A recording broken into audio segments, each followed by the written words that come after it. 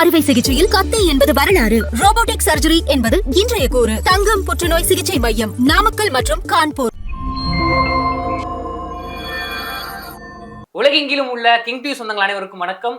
இன்று நம் நேர்காணலுடன் இணைந்திருக்கும் சிறப்பு விருந்தினர் மூத்த பத்திரிகையாளர் திரு ராஜகம்பீரன் அவர்கள். சார் வணக்கம். சார் வணக்கம். சார், நேற்று வனிதா விஜயகுமார் ஒரு இன்டர்வியூ ஒன்று கொடுத்துருந்தாங்க. இப்போ அந்த இன்டர்வியூ தான் செம்ம வைரலாக போயிட்டு இருக்கு. அதில் என்ன சொல்லியிருக்காங்கன்னா, மிஸ்ஸஸ் அண்ட் மிஸ்டர் அந்த படத்துக்கு இளையராஜா அவர்கள் கேஸ் போட்டிருக்காங்க, பாட்டை நீக்கணும் அப்படின்னு சொல்லி. என் மேலே அப்படி கேஸை போடலாமா, நான் அவங்க வீட்டில் வளர்ந்த பொண்ணு அப்படின்னு ஏதோ பேசியிருக்காங்க. முதல்ல அந்த படத்துக்கும் அந்த காப்பி ரைட்ஸுக்கும் இளையராஜா அவர்களுக்கும் என்ன பிரச்சனை சார்? இது பிரச்சனையே கிடையாது. ஒருத்தருடைய படைப்பை, ஒருத்தருடைய கற்பனையை, ஒருத்தருடைய அறிவை நீங்கள் பயன்படுத்துகிற போது அவருக்கான ரைட்ஸ் என்ன அப்படிங்கிறத தெரியாமல் பயன்படுத்தக்கூடாது. சரி, அது நமக்கு முதல்ல அந்த அடிப்படையான ஒரு புரிதல் வேண்டும். இந்த படத்துக்கு மிஸ்டர் அண்ட் மிஸ்ஸஸ் என்று சொல்லக்கூடிய படத்திற்கு வேறு ஒரு இசையமைப்பாளர். அப்போ நீங்க இளையராஜாவின் இசையை பயன்படுத்தணும் அப்படின்னு நினைக்கிற நீங்க வேற இசையமைப்பாளர் எதுக்கு போறீங்க? சரி போறீங்க, அந்த சிச்சுவேஷனுக்கு இளையராஜா பாட்டு தான் சரியா இருக்கும் அப்படின்னு சொல்லும்போது அவருடைய நினைவு தேவைப்படுகிறது, அவருடைய இசை தேவைப்படுகிறது அப்படின்னா முறைப்படி அனுமதி பெறணும்னு அவர் சொல்லிட்டார். இவங்க அதை ஃபார்மாலிட்டியா போய் பார்த்துருக்காங்க. ஆனா அதற்குரிய பணம் என்னவோ அதை கொடுக்கணும். ஆனால் இவங்க கொடுத்துன்னு சொல்றாங்க சார். இந்த பாடுற காப்பி ரைட்ஸ் சோனி கிட்ட இருக்கு, நாங்கள் அவங்கள்ட்ட கொடுத்தா வாங்கணும் அப்படின்னு இவங்க சொல்றாங்க. அது நிறுவனம் கணக்கல்ல, இளையராஜா தான் கணக்கு. இளையராஜாவுக்கு நீங்கள் என்ன அந்த பாடலை பயன்படுத்துவதற்கான உரிமையை நீங்கள் பயன்படுத்துகிற போது அதுக்கான என்ன கட்டணமோ என்னவோ அதை செய்யணும். ஏன் அதை அவர் கடுமையாக பின்பற்றுகிறார் அப்படின்னு ஒரு கேள்வி இருக்கு. ஆமா சார், இந்த படத்துக்கு நிறைய படத்துக்கு அவர் கேட்டு தொடர்ந்து கேட்கிறார். இப்ப 96 ஒரு படம், விஜய் சேதுபதி நடிச்ச படம். 96 படத்துல 80% இளையராஜாவினுடைய பாடல்களே வருது. திரும்ப திரும்ப அவர் 2 பேரும் சந்தித்துக் கொள்வது எல்லாத்துக்குமே நினைவுகள் பூராமே அந்த இளையராஜா பாடல் தான் வருது. அந்த படத்துக்கு கோவிந்த் வசந்தான்னு ஒரு டைரக்டர், மியூசிக் டைரக்டர் அவர் தான் இசையமைச்சிருக்காரு. நான் என்ன கேட்குறேன், இளையராஜா பாடல்களை மட்டுமே பயன்படுத்த வேண்டும் என்று ஒரு கதை சூழல் இருந்தால் எதுக்கு நீங்கள் வேற ஒரு இசையமைப்பாளர்கிட்ட போறீங்க? அவர்கிட்டே போயிட்டோம்னா பிரச்சனை இல்லைல்ல. அவர் பாடலை அவர் பயன்படுத்திக்கிறாரு, அவர் படத்தில் இருக்கதா, அது அவருக்கு பிரச்சனை இல்லாமல் போயிரும்ல. நீங்கள் வேற இசையமைப்பாளருக்கு போய் நீங்கள் 50 லட்ச ரூபா சம்பளம் கொடுத்துட்டு இவர் பாட்டை ஓசியில் போடணும்னா ஏன் பயன்படுத்துகிற? அவர் என்ன கேட்குறாருன்னா, அங்கே ஒரு கிரியேட்டர் இருக்கான்ல, ஒரு மியூசிக் இருக்கான்ல, அது அவன் கிரியேட் பண்ணட்டும் அந்த சுச்சுவேஷனுக்கு. என் பாட்டை எதுக்குப்பா எடுக்கிறீங்க? என் பாட்டை நீங்கள் கமர்ஷியலுக்கு பயன்படுத்துறீங்க, நீங்கள் இலவசமாக பயன்படுத்த, அது மூலமாக நீங்கள் டிக்கெட் போட்டு தான் நான் தேட்டருக்கு ஆள் வர்றேன். அதுக்கு சோனி ரைட்ஸ் இருக்குல்ல, ஒரு ஆடியோ நிறுவனத்தினுடைய ரைட்ஸ் இருக்குல்ல. அப்போ என்னை கமர்ஷியலாக பயன்படுத்துகிற போது, வணிக ரீதியாக பயன்படுத்துகிற போது எனக்கு உரியதை நீங்கள் கொடுத்தாகணும்னு அவர் கேட்குறாரு. இது ஒரு படைப்பாளிக்கான நியாயமான கேள்வி. ஏன் இது ஏற்பட்டுச்சு அப்படின்னா, ஒரு முறை வெளிநாடுகளில், அமெரிக்கா மாதிரியான நாடுகளில் ஒரு இசை கச்சேரிக்கு இளையராஜாவை அழைக்கிறாங்க. சரி, அப்போ அழைக்கும் போது என்ன செய்கிறாங்க, இவர் கச்சேரி நடத்துறதுக்கு ஒரு உதாரணத்துக்காக சொல்கிறேன், ஒரு 2 கோடி ரூபா செலவாகும் அப்படின்னு வச்சுக்கோங்களேன். அந்த கச்சேரியில் யாரெல்லாம் பாடுறா அப்படின்னு பார்க்கும்போது அதிகமான பாடல்கள் எஸ்பிபி பாடுறாரு. அந்த நிறுவனம் என்ன பண்ணிட்டான்னா, ரொம்ப விவரமா அமெரிக்காவின் சில மாகாணங்களில் கச்சேரி, ஒரே கச்சேரியில் 2-3 ஊரில் அப்படி ஒரு கச்சேரியை ஏற்பாடு செய்கிற போது எதுக்கு இளையராஜா கூட்டு போகணும்? எஸ்பிபி தானே பாட போறாரு, அவர் இசையமைச்சாலும் எஸ்பிபி தானே பாட போறாரு, அந்த ட்ராக் வரப்போகுது, அப்படியே எதுக்கு நம்ம இளையராஜா கூப்பிடணும் அப்படின்ட்டு 1 கோடி ரூபாயை கொடுத்து அவரை கூட்டு போயிட்டேன். இவர்கிட்ட பேச்சுவார்த்தை பண்ணதோடு நிப்பாட்டிட்டாங்க. இவருக்கு தெரியாது, அவருக்கு அங்கேருந்து யாரோ ஒரு ரஷ்யனை உணவர்த்தன் வெளிநாட்டிலேருந்து அடிச்சுட்டான். அடிச்சு என்னங்க உங்க பாட்டு பிரமாதமாக போயிட்டு இருக்குன்ட்டான். யார் பாடுறா? எஸ்பிபி பாடுறாரு. யாருன்னா இவர்கிட்ட பேச்சுவார்த்தை நடத்துகிற நிறுவனம். ஆனால் பர்மிஷன் வாங்கலை, பேச்சுவார்த்தை மட்டும். அப்போத்தான் அவர் முடிவு எடுக்கிறாரு, கோர்ட்டில் போய் தடை போடுறாரு, என் பாடல்களை பாடக்கூடாது. என்னுடைய பாடலை நீங்கள் சம்பாதிப்பதற்காக பயன்படுத்தி கொள்ள வேண்டும் என்று செய்கிற போது என்ன ஏமாத்திட்டு நீ பாட்டு பாடுறியா அப்படிங்கிறதுல தான் அவர் விழிப்புணர்வு அடைந்து தான் இந்த கடுமையான ஒரு லீகல் டீமை போட்டு என் பாட்டை எவனும் பயன்படுத்தாதுங்க, அப்படி பயன்படுத்தாதேன்னு சொல்ற போதே பயன்படுத்திக்கிட்டே இருக்காங்க. அதனால ஏற்பட்ட ஒரு மனக்கசம், கோபம். இந்த இடத்துல வனிதா விஜயகுமார் என்ன சொல்லியிருக்காங்க அப்படின்னா, நாங்கள் இந்த மாதிரி படத்தை நாங்கள் எடுக்க போகிறோம் அப்படின்னு இளையராஜா அவங்க காலில் விழுந்து ஆசீர்வாதம்லாம் வாங்கணும், அப்பெல்லாம் எதுவுமே சொல்லல. ஆனா இப்போ வந்து கேஸ போடுறாரு, இது எனக்கு ரொம்ப கஷ்டமா இருக்குன்னு அழுதுகிட்டே சொல்றாங்க. ஏன் ஆசீர்வாதம் வாங்கும் போதே அப்போ இளையராஜா அவர்கள் சொல்லியிருந்திருக்கலாமே சார். முதல்ல ஒருத்தருடைய படைப்பை நீங்க அவர் அனுமதித்தாலும் கூட அதுக்கான விலை இல்லாமல் பயன்படுத்துவது என்பது அவர் தடை விதிச்சிட்டார்ல. சரி. அப்புறம் மறுபடியும் பழக்கத்துக்காக ஒரு பழகுன இடத்துல வரக்கூடிய ஒரு புள்ள வந்து ஆசீர்வாதம் வாங்குது, காலில் விழுகுது அப்படின்னா ஆசீர்வாதம் மட்டும் தான் கொடுப்பாரு. அந்த பாடலுக்கான கட்டணம் என்பது தனி. ரெண்டுக்குமான வித்தியாசம் இல்லை. இப்போ நீங்க நான் புரிதலுக்காக சொல்றேன், ஒரு கவிஞன் வந்து ஒரு புத்தகம் எழுதுறான். சரி. நம்ம அதை வந்து 500 ரூபா கொடுத்து ஒரு 200 ரூபா கொடுத்து அந்த புத்தகத்தை வாங்குறோம் அப்படின்னா அது அறிவின் விலையா? இல்ல அச்சடிச்சது அந்த அது பிரிண்டிங் காஸ்ட், பேப்பர் காஸ்ட், அதில் பண்ணியிருக்க டிசைனிங், புத்தக வடிவாக்கத்திற்கான பணத்தை நாம் தருகிறோம். ஒருத்தனுடைய கிரியேட்டிவுக்கு நம்ம பணம் கொடுக்க முடியுமா? இல்ல சார், கற்பனைக்கு விலை கிடையாது. விலை கிடையாது. அதனால ஒரு படைப்பாளி தான் உருவாக்கிய ஒரு புதிய சிந்தனைக்கு அவர் காப்பிரைட் கேட்கிறாரு, காப்புரிமை கேட்கிறாரு. இப்ப சமீபத்தில் கூட கவிஞர் வைரமுத்து சொல்லியிருந்தாரு, என்னுடைய பாடல்களை தலைப்பாக மாற்றி இருக்கிறாங்க பல படங்கள்ல, சினிமாவுக்கு டைட்டிலா வச்சிருக்காங்க. இப்போ மௌனராகம் அவர் எழுதின பாட்டு, பூவெல்லாம் கேட்டுப்பார் அவர் எழுதின பாட்டு, நிறைய பாடல்களை அவர் சொல்றாரு. எல்லாமே வந்து என்னுடைய பாடலை பூராமே படத்துக்கு தலைப்பா வைக்கிறாங்க.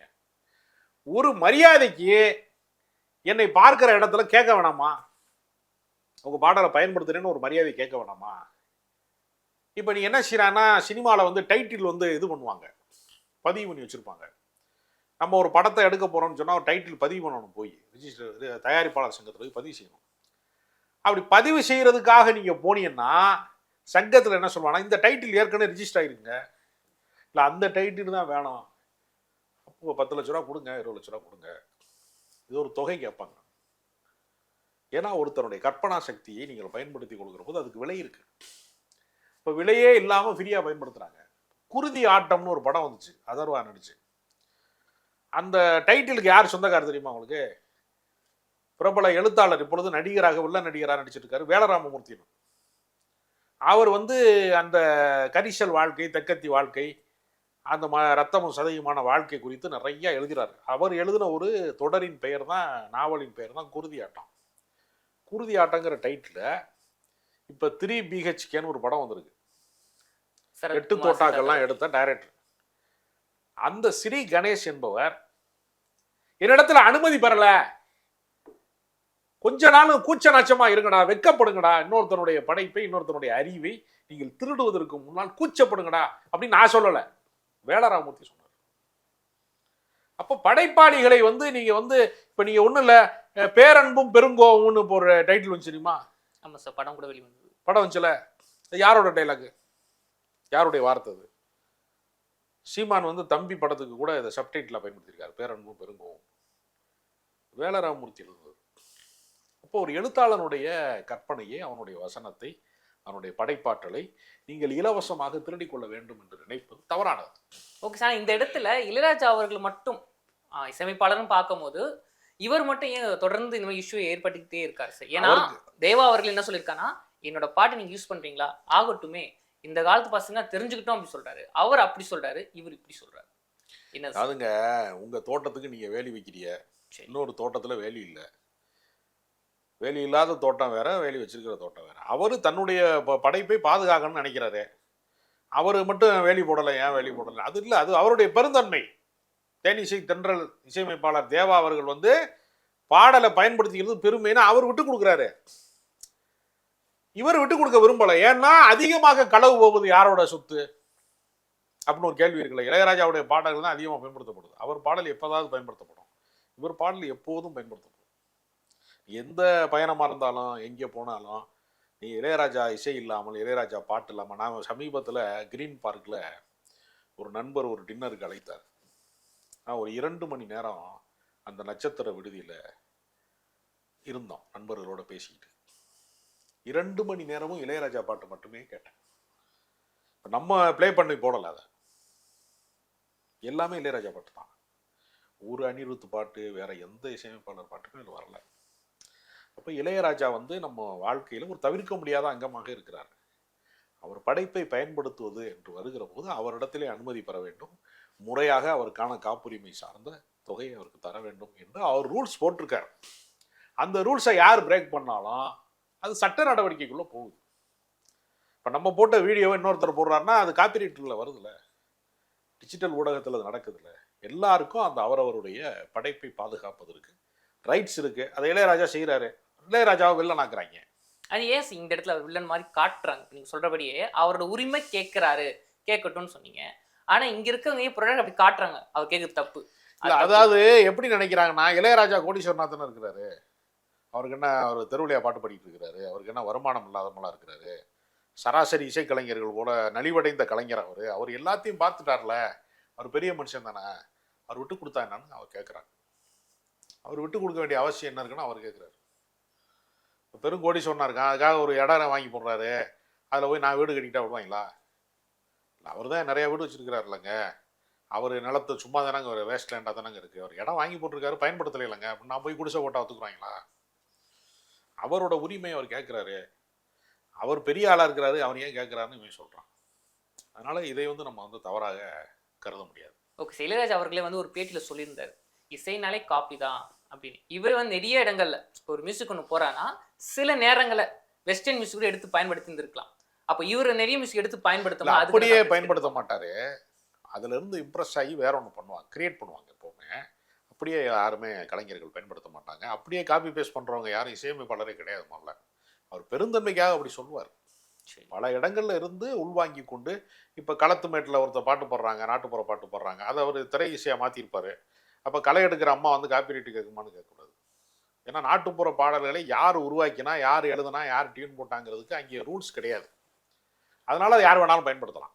இப்போ திருவள்ளுவர் வந்து வழக்கு போடுவாரா? அவர் பாட்டை வந்து அன்பிலார் எல்லாம் தமக்குரியர், அன்புடையார் என்றும் உரியர் பிறர்க்கு அப்படின்னு பாட்டு போட்டுருக்கேன். ஒன்றே குலம் என்று பாடுவோம். அந்த பாட்டுக்கு முதல் கட்டமாக இந்த சாங்குடைய ஒரு திருக்குறளை சொல்லி அந்த பாட்டு ஓப்பன் ஆகும். இங்கே ஜேசாஸுடைய குரலில். இது எம்ஜிஆர் படத்தோட பாடல்.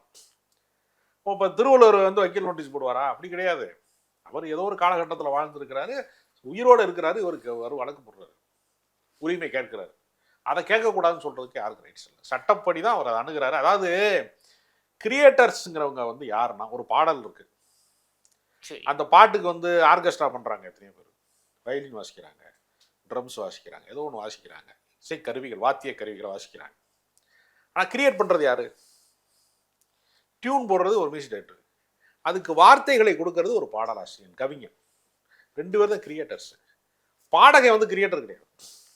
ஏன்னா இவர் எஸ்பிபி இல்லைன்னா மலேசியா சிவன் பாடுவார், மலேசியா சிவன் இல்லைன்னா மனோ பாடுவார், மனோ இல்லைன்னா சிஸ்ரீராம் பாடுவார். அப்படித்தானே யாரோ ஒருத்தர் பாடுவாங்க. அப்போ ஏற்கனவே உருவாக்கப்பட்ட ஒரு பயண பாதையில் ஒருத்தர் வந்து வண்டி ஓட்டுறாரு, அவ்வளோதான். அதனால் கிரியேட்டர்ஸுக்கு உரிய மரியாதை தரப்பட வேண்டும் என்பது நம்முடைய பண்பாட்டுக்கு சிறந்தது. அதை ஒரு சட்டப்பூர்வமாக அணுகிறாரு. அதனால் இளையராஜாவின் மீது எந்த தவறும் இல்லை. ஓகே, இப்போ வனிதா விஜயகுமார் அவங்க சைலும் சொல்கிற வார்த்தை என்னன்னு பார்த்தீங்கன்னா, ஒரு இசையமைப்பாளர் ஒரு பாட்டை அமைச்சு கொடுக்குறாரு அப்படின்னா ஒரு அக்ரிமெண்ட்ல சைன் ஒன்று போடுவார். என்னன்னா, இந்த பாட்டை அமைச்சு கொடுத்துருக்கேன், அதுக்கான தொகையை நான் வாங்கிட்டேன், இது ப்ரொடக்ஷன் சைடில் கொடுக்குறேன் அப்படின்னு தான் அந்த அக்ரிமெண்ட்டுங்களே சார். அப்போது அந்த பாட்டு எடுத்து பயன்படுத்தும் போது நான் அவங்க கிட்ட பர்மிஷன் வாங்கினாலே போதும். இவங்க அதான் சொல்கிறாங்க, நாங்கள் சோனி கிட்ட தாங்க அந்த காப்பு உரிமை இருக்குது, நாங்கள் சோனிட்டு இருந்தே வாங்கிட்டோம், இப்போ நீங்கள் கேஸ் போடணும் அப்படின்னா சோனி மேலே போய் போடுங்க அப்படின்னு சொல்கிறாங்க. இது எப்படி பார்க்குறீங்க சார்? இல்லை, அவங்க வந்து அவங்களுடைய கருத்து அது. சோனி மேலே வந்து ஒரு தனி ஆடியோ நிறுவனத்து மேலே வழக்கு போடுங்கன்னு அவங்க சொல்கிறாங்கல்ல. சட்டத்தில் இடம் இருக்கிறதுனால தானே வனிதா விஜயகுமார் பேரை சேர்க்குறாங்க. யார் பயன்படுத்துகிறாங்களோ அவங்க பேர் தானே சேர்ப்பாங்க. ஆடியோ நிறுவனத்து மேலே சேர்க்க மாட்டாங்க. அதனால் அது அவங்க சொல்கிறது வந்து சட்டப்பூர்வமாக தீர்க்க வேண்டிய விஷயம். அது தனிப்பட்ட சலுகை என்பது நீங்கள் விரும்பி தான் வந்து, நீங்கள் ஒரே சாப்பாடு தான் விரும்பி அழைத்து சோறு போட்டால் அது விருந்து. நீங்கள் பசிக்குதுன்னு ஒருத்தர் வீட்டு வாசலில் நின்று கேட்டால் அது பிச்சை. அதனால் நீங்கள் வந்து விருந்துக்கு அழைக்கப்படுகிறீர்களா? அதே சோறு தானே ரெண்டும். கல்யாண மண்டபத்தில் சோறு மிஞ்சிருச்சுன்னு வச்சுங்க, போகிற வரவனுக்கெல்லாம் கூட கொடுப்பான், பிச்சைக்காரனு கூட கொடுப்பான். அப்போ கௌரவமாக நம்ம நடத்தப்படுகிறோமான்னு ஒரு கேள்வி இருக்குல்ல. எல்லாத்துக்குமே அது ஒரு விஷயம் இருக்குது. அவருடைய படைப்பு, அவருடைய உரிமை, அவர் வந்து அதுக்கு ரைட்ஸ் கேட்குறாருன்னா அது கொடுத்த ஆகணும். சட்டப்பூர்வமாக அவருக்கு அந்த உரிமை இருக்கிறது. அப்ப அது அறமான செயல் சொல்றீங்க. அவ்வளவுதான். அதனால வந்து அவர் அது அவரோட உரிமையை அவர் கேட்கிறாரு. அவர் நிலத்துல வந்து இன்னொருத்தர் ஆக்கிரமிக்க கூடாதுன்னு அவர் சொல்றாருன்னா அவர் எப்படி கேட்கலாம்? அவருக்கு என்ன பூமி வந்து இயற்கைக்கு சொந்தம்னு சொல்ல முடியுமா? நம்ம அப்படி சொல்ல முடியாது. அவருடைய படைப்பு, அவர் உரிமை கேட்கிறார். இல்லை, வனிதா விஜயகுமார் எமோஷனலாக இதை அணுகுறாங்கன்னு நான் நினைக்கிறேன். அந்த இங்க வந்து இன்னொரு விஷயம் பார்க்கணும். அவங்க பேட்டியில் என்ன சொன்னாங்கன்னா, அழுதுகிட்டே, ஒரு போல்டான லேடி அழுதுகிட்டே என்ன சொன்னாங்கன்னா, நான் உங்க வீட்டில் வந்து வளர்ந்தவன், இன்னும் சொன்னாங்க வீட்டுக்கு மருமகளா போக வேண்டியது, இதை தவிர வேற சொல்ல முடியாது. ஆனா என்னோட படத்துக்கு இப்படி கேஸ் போட்டிருக்காங்களே அப்படின்னு சொல்லியிருக்காங்க. என்ன சார் மருமகள் இந்த வார்த்தையில யூஸ் பண்றாங்களே? அப்ப இளையராஜா ஒரு புகழ்மிக்க நடிகரின் மகள் அவங்க. ஜெயக்குமார்ங்கிறவர் ஒரு காலத்துல ஹீரோவா இருந்தாரு. அப்புறம் குணச்சித்திர நடிகராக கிழக்கு சீமையில மாதிரி பல படங்கள்லாம் நடிச்சிருக்கிறாரு. எல்லா பிரபல கலைஞர்கள் வீட்டு பிள்ளைகளும் கூட ஒருத்தர் பழகக்கூடிய, குடும்ப ரீதியான நல்லது கெட்டதுல எல்லாம் விசேஷங்கள்ல பழகக்கூடிய வாய்ப்பு இருந்திருக்கும். அதனால இதை பொண்ணு பார்க்கறது அல்லது ஏதாவது சம்பந்தம் பண்றதுன்னு பேச்சுவார்த்தை வரைக்கும் போய் அது நடக்காம போயிடும். அதை அவங்க சுட்டி காட்டுறாங்க. இதெல்லாம் வந்து சுட்டி காட்ட வேண்டிய அவசியம். ஒரு பிரச்சனை சட்டப்பூர்வமாக அணுகப்பட்டதற்கு பின்பு, கராலாக ஒரு விஷயத்தை அணுகப்பட்டதற்கு பின்பு, நெகிழ்ச்சியாக நான் அப்படி இருந்தேன் இப்படி இருந்தேன்னு சொல்றது இருக்குல்ல, அதெல்லாம் நடைமுறைக்கு பயன்படாது.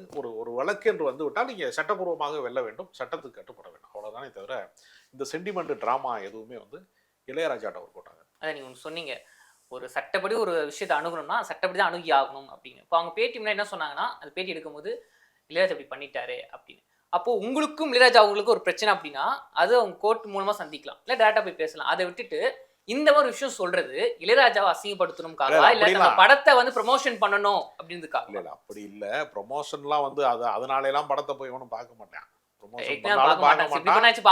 அதனால நீங்க அதையெல்லாம் நம்ம ஒரு பொருட்டா கருத வேண்டிய அவசியமே இல்லை. அதனால எல்லாம் எந்த படமும் ப்ரமோஷன் எதுக்கு இப்படி சொல்லணும்? பேட்டியில எல்லாரும் மனசுல இருக்கிறத வெளிப்படையா பேசக்கூடிய பழக்கம் உடையவர் அப்படின்னு வேணா எடுத்துக்கலாம்.